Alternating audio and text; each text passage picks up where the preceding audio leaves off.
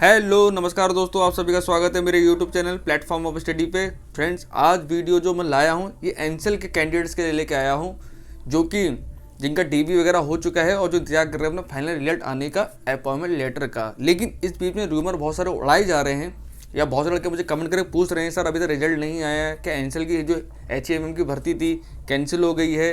अगर कैंसिल हो गई तब तक कोई नोटिस क्यों नहीं आया, और आगे क्या होगा, दोबारा एग्जाम होगा कि नहीं होगा? बहुत सारी बातें चल रही हैं लोगों के दिमाग में। तो उसी चीज़ को मैंने क्लैरिफाई करने के लिए मैं सोच रहा था, समझ जाओगे आप लोग, समझ जाओगे, लेकिन आप लोग को समझ में नहीं आ रहा। आप इधर उधर यूट्यूब पे चीज़ों को देख रहे हो तो आप लोग के मन में डाउट्स पैदा हो रहे हैं कि अलग अलग यूट्यूब क्रिएटर, कभी कोई कह रहा है भर्ती कैंसिल हो गई है, दोबारा पेपर होगा, कोई कह रहा है कि अपॉइंटमेंट लेटर उन्हीं को मिलेगा। अभी बहुत सारी जांच प्रक्रिया चल रही है, जब जांच प्रक्रिया पूरी हो जाएगी, अभी केस चल रहा है हाई कोर्ट में, हाई कोर्ट के केस का क्या हुआ। तो फ्रेंड्स, आज मैं ऑफिशियली आपसे बात करूंगा और एक जो कहते नहीं है फैक्चुअल बात आपसे करूंगा। मैं कोई हवा में कोई बात, मैंने वैसी बात तक आता है, हवा में कोई बात कभी नहीं करी है, ना मैं आज करूंगा। मैंने हमेशा फैक्चुअल बात करी है, ऑफिशियली बात करी है। तो फ्रेंड, इसीलिए मैं आपको आज high court of Madhya Pradesh की जो साइट है, ऑफिशियल साइट, उस पर मैं लेके आया हूँ और उस पर दिखाता हूँ कि जिन लड़कों ने केस करा था एनसेल के लिए, जो एग्जाम में बहुत से धांधली को लेकर जिन्होंने केस किया था कि एग्जाम में धांधली हुई है, अनफेयर और मीन्स का यूज किया गया है, ब्लूटूथ डिवाइस पकड़े गए थे, लड़के लोग कुछ पकड़े भी गए थे उनमें। तो लोगों ने बताया 90-95 नंबर लोग के आ गए, कैसे उनके इतने सारे नंबर आ गए, पेपर लीक हुआ था, बहुत सारी बातें उठी थी उस दौरान भी। तो उस समय एनसेल ने कमेटी बनाई थी, उसका भी देखो क्या हुआ, कोई रिजल्ट निकला नहीं उसका, क्योंकि किसी के पास कोई एविडेंस थे नहीं। जब एविडेंस नहीं थे तो बिना एविडेंस से कोई बात होती नहीं। उस तरह कानून में एविडेंस की ही बात करी जाती है। आप कहीं भी जाएंगे पहले आपसे प्रूफ मांगा जाएगा, साक्ष्य मांगा जाएगा कि आपके पास साक्ष्य है क्या, आपके पास क्या सबूत है कि पेपर में धांधली हुई है या नहीं हुई है। ठीक है, क्योंकि उस समय जिन लोगों ने धांधली करी थी वो लोग पकड़े भी गए थे, उन लोगों को एग्जाम से बाहर भी कर दिया गया था। 5 लड़के जो इनका ब्लूटूथ की डिवाइस शायद मिली थी, तो उन लोगों को बाहर कर दिया गया था एग्जाम से, और वो जिंदगी में एग्जाम दे भी नहीं पाएंगे एनसेल का। ठीक है, तो हाईकोर्ट ऑफ मध्य प्रदेश पर साइट खोलते हैं, लड़कों ने केस का उसका रिजल्ट आया क्या, जिन लोगों ने केस करा था हाईकोर्ट में पिटीशन डाली थी। ठीक है ना, तो ये high court of Madhya Pradesh site दिख रही है आपको। इसमें आपको जाना है, रिट पिटीशन में जाना है, केस नंबर था 1570 और ये था 2021। ठीक है ना, तो इसमें क्या केस था देखते हैं अब। तो ये देखो केस नंबर ये रहा, रिट पिटीशन 1570/2021। ठीक है, जजमेंट कब आया इसका? 3 फरवरी 2021 को जजमेंट इसका आ गया था। पिटिशनर कौन थे? अमित यादव थे और उनके साथ में और भी साथी लोग थे। ये 4-5 लोग थे जिन्होंने मिलकर केस किया था एनसेल के खिलाफ। ठीक है, रिस्पोंडेंट कौन था? नॉर्दर्न कोलफील्ड एनसेल रिस्पोंडेंट था। पिटिशनर एडवोकेट कौन थे? युधिष्ठिर प्रसाद शर्मा जी। और रेस्पोंडेंट एडवोकेट जो एनसेल की तरफ से एडवोकेट थे वो कौन थे? एडवोकेट जनरल, जो उनके एडवोकेट रहे होंगे। ठीक है, सरकारी वकील होते हैं उनके पास तो। लेकिन देखिए यहाँ पे एक लाइन लिखी हुई है, डेट ऑफ डिस्पोजल। ये लाइन बहुत इंपॉर्टेंट है। 3/2/2021, 3 फरवरी 2021। डिस्पोजल में समझते होंगे ना इंग्लिश में, डिस्पोजल का मतलब क्या होता है? यानी समाप्त कर दिया गया है। यानी इस केस को क्या हुआ, जब लोगों ने पिटीशन डाली तो उनकी तरफ से, एनसेल की तरफ से, जानते कौन कौन लोग थे? एक उनके जनरल मैनेजर थे, एक उनके मैनेजर थे, और वहाँ के जो वो कलेक्टर थे। ये इतने बड़े बड़े प्रभावशाली लोग थे एनसेल की तरफ से। इधर से कौन थे? अमित यादव जी थे, इनके साथ 3-4 लोग और थे जिन्होंने पिटीशन डाली थी। हुआ क्या, जब हाईकोर्ट में पिटीशन डाली गई, रिट पिटीशन डाली गई, वहाँ पे हाईकोर्ट ने उसको एक्सेप्ट ही नहीं करा।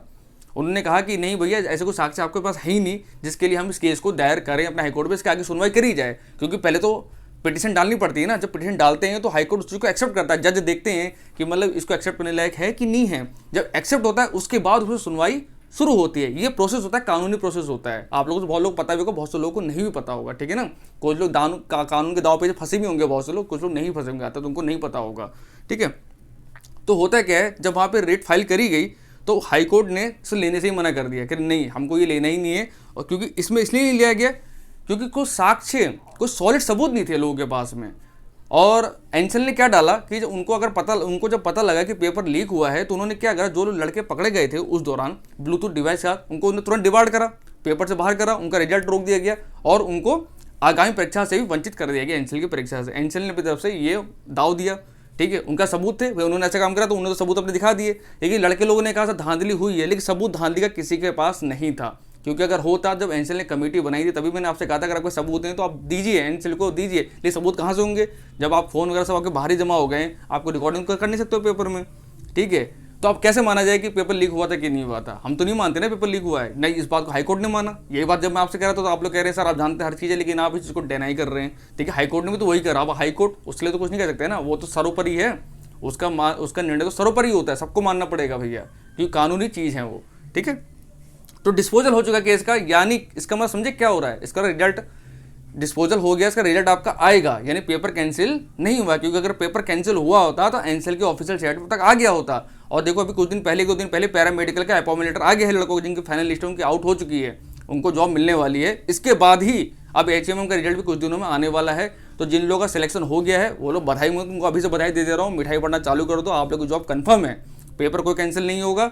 जिनका DV हो चुका है और जिनका लिस्ट में नाम आ जाएगा फाइनल लिस्ट में, उनको जॉब 100% मिलनी है। और ज़्यादा नहीं मैं कह रहा हूँ आपसे, ये आप मान के चलिए मार्च अप्रैल में आपको जॉब मिल जाएगी, आप जॉब करना चालू कर देंगे, आपकी सैलरी स्टार्ट हो जाएगी एनसेल के अंदर। इस बात की गारंटी मैं दे रहा हूँ आप लोगों को, ठीक है। इसलिए इधर के बेफिजूल की आप वहाँ पे ध्यान मत दीजिएगा कि पेपर कैंसिल हो गया है या अभी हाईकोर्ट में केस चल रहा है। हाईकोर्ट में कोई केस नहीं चल रहा, हाईकोर्ट ने केस का डिस्पोजल कर दिया है 3 फरवरी 2021 को, उनकी साइट पे दिया हुआ है, ऑफिशियली साइट पे दिया हुआ है। मैं कोई आपसे हवा में बात नहीं कर रहा हूँ, ठीक है। अगर आपको जाके देखना तो MP हाईकोर्ट की वेबसाइट खोल के यहाँ रिट पिटीशन में जाके केस नंबर 1570 डालिएगा और सर्च कीजिएगा तो आपको पूरा डाटा आपका निकल आएगा ये, ठीक है ना। केस नंबर अमित यादव जी थे जिन्होंने केस किया था इनके खिलाफ, लेकिन रिजल्ट कुछ नहीं हुआ। वकील जी ने डाला तो पिटीशन, लेकिन जो जज थे उन्होंने चीज़ को एक्सेप्ट नहीं करा, ठीक है। तो केस का डिस्पोजल 3 फरवरी को ही हो गया था। उसके बाद DV भी हो ही चुका है लोगों का।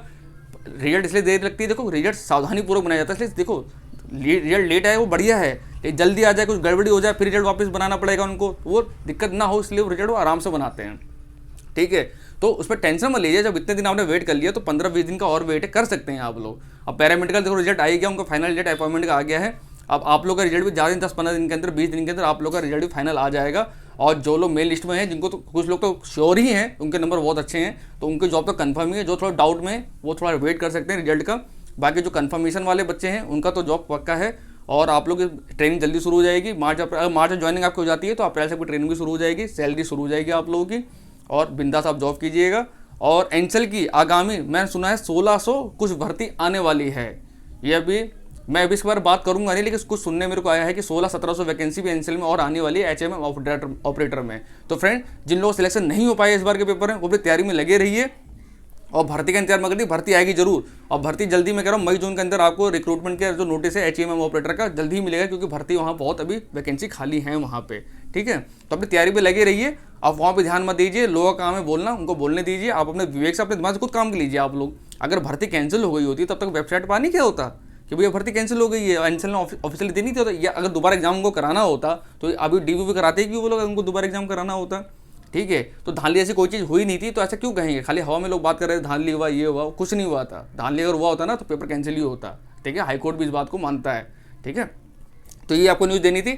Thank you so much friends, और बिल्कुल बेफिक्र रहिए, कोई एग्जाम कैंसिल नहीं हुआ है और अपने अपॉइंटमेंट की खुशियाँ आपको जल्दी ही मनाने वाले हैं आप लोग। बस कुछ दिन का सब्र है, कहने सब्र का फल मीठा होता है, तो कुछ दिन का सब्र कर लीजिए। हो सका होली से पहले आपका अपॉइंटमेंट लेटर आ जाए, होली बिंदास बनाइएगा आप लोग, ठीक है ना। Thank you so much.